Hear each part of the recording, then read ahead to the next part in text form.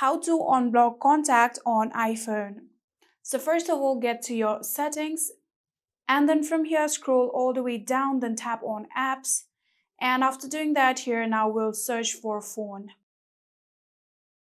Here you can see phone right here, tap on it and get to the phone settings. Just like this, we're on the phone settings. Then from here, if you keep on scrolling, here you'll see the option of blocked contacts right here. Simply tap on this option, then you'll see all of your blocked contacts. If you want to unblock a specific contact, tap on them just like this. And then what you're going to do is scroll down a bit, then tap on unblock contact. And just like this, we have successfully unblocked this specific contact.